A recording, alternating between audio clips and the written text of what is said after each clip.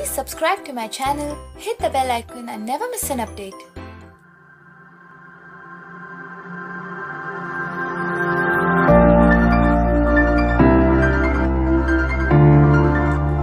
Hello friends, welcome to my YouTube channel education by Alok Kumar Yadav.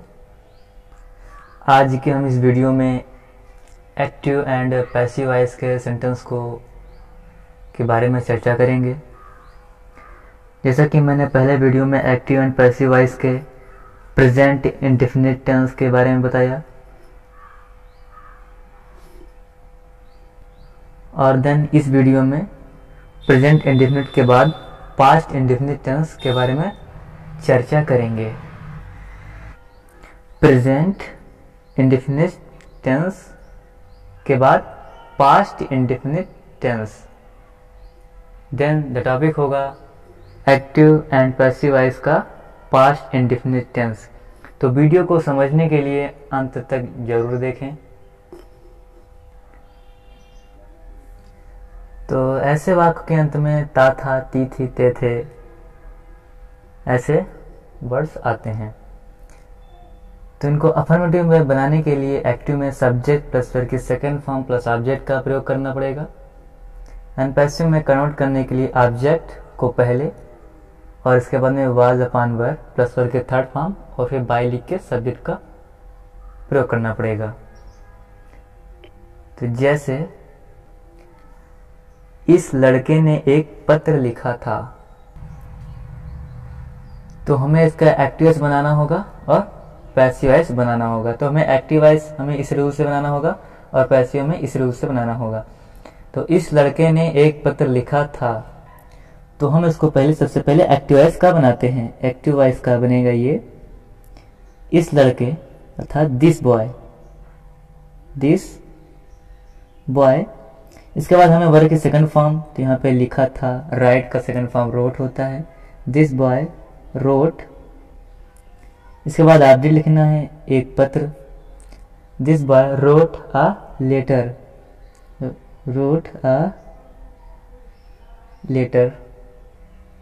This boy wrote a letter. And then passive voice बनाने के लिए हमें सबसे पहले ऑब्जेक्ट लिखना होगा। तो ऑब्जेक्ट यहाँ पे अ लेटर है, यहाँ पे सबसे पहले ए लेटर। इसके बाद वाज या वर, तो यहाँ पे हमें वाज का प्रयोग करना पड़ेगा क्योंकि ऑब्जेक्ट एक क्वेश्चन है। तो अ लेटर वाज। इसके बाद हमें थर्ड फॉर्म का प्रयोग करना पड़ेगा और बाय का प्रयोग करना पड़ेगा। तो वाज रोट का third form retain.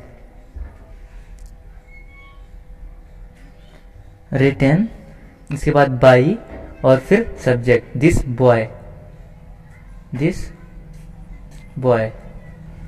A letter was written by this boy। And इसके बाद अफर्मेटिव के बाद हम नेगेटिव बनाते हैं। नेगेटिव बनाने के लिए हमें रूलिंग में डिड अपॉन कुड का प्रयोग करना पड़ेगा। Subject plus did upon could plus not plus verb के फर्स्ट फॉर्म प्लस ऑब्जेक्ट, और पैसिव में वाज अपॉन वर के बाद नॉट का प्रयोग करना है। तो रूलिंग यहाँ पे मैंने लिख दिया है, वाज वर नॉट वर्ब के third form by plus subject.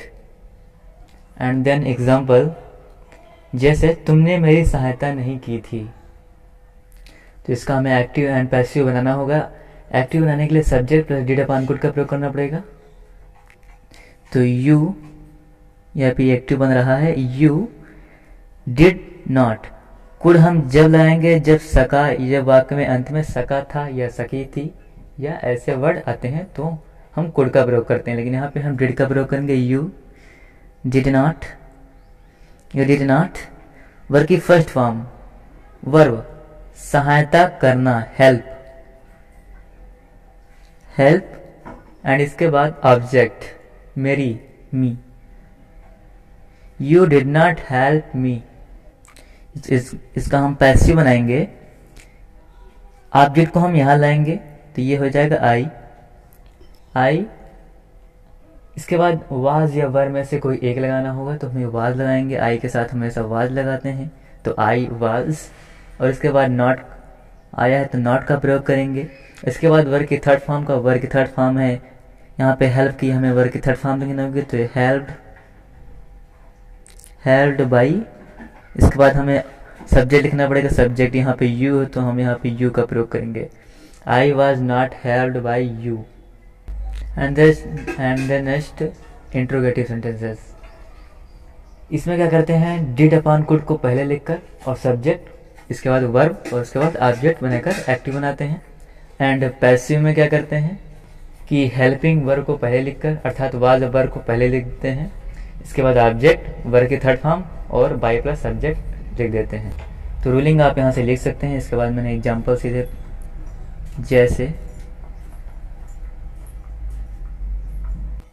जैसे क्या तुमने कल एक रेडियो खरीदा था? क्या तुमने कल रेडियो खरीदा था? तो हमें डिड या कुड का प्रयोग करना पड़ेगा, तो कुड हम प्रयोग करेंगे नहीं क्योंकि सका या सके आया नहीं है, तो यहाँ पे हम डिड का प्रयोग करेंगे। तो डिड, इसके बाद यू, डिड यू सब्जेक्ट हो गया, वर्ब लिखना हमें खरीदना, by, did you by a radio object, इसके बाद हमें ऑब्जेक्ट हो गया, इसके बाद कल आया तो यस्टरडे का प्रयोग भी करेंगे, yesterday. Did you by a radio yesterday, इसके बाद इसका हम पैसिव बनाएंगे, तो हमें वाज या वर्ब को पहले लिखना होगा। तो देखते हैं यहाँ पे वर्ब, रेडियो, तो यहाँ पे हमें वाज लिखना पड़ेगा, was a radio, was a radio. इसके बाद हमें देखना पड़ेगा वर्ब की थर्ड फॉर्म है बाय की, तो यहाँ पे थर्ड फॉर्म का प्रयोग करना पड़ेगा। तो बॉट, बाय का third form bought, BOUGHT, BOUGHT, bought, was a radio bought. इसके बाद जो भी ऑब्जेक्ट से जो पहले वर्ड होता है, जैसे ये यस्टरडे है जिसके बाय के पहले लिखते हैं, तो yesterday, yesterday, was a radio bought yesterday by you, और अंत में बाय यू का प्रयोग करके बनाते हैं। तो फाइनली क्या बना, was a radio bought yesterday by you. And the second number का एग्जांपल, हमने उन्हें कब बुलाया था? हमने उन्हें कब बुलाया था? तो यहाँ पे देखते हैं कि अगर प्रश्नवाचक वाक्य अगर बीच में आए तो इसकी अंग्रेजी सबसे पहले लिखते हैं और फिर ये रूलिंग का प्रयोग करते हैं। तो हमें प्रश्नवाचक वाक्य की अंग्रेजी सबसे पहले लिखनी होगी, कब, when did, इसके बाद हमें ये रूलिंग लगानी होगी, when did सब्जेक्ट हमने अर्थात वी कॉल वर्ब बुलाया, ऑब्जेक्ट उन्हें, when did we call them, when did we call them। And इसके बाद पैसिव बनाने के लिए हमें यही प्रयोग करना पड़ेगा, when, और इसके बाद ये रूलिंग। तो when, इसके बाद देखते हैं कि them, यहाँ पे ये बहुवचन है, यहाँ पे लाएंगे तो दे हो जाएगा, और इसके बाद हमें वर्ब का भी प्रयोग करना था, यहाँ पे वर्ब का प्रयोग कर देंगे, when were they called by us।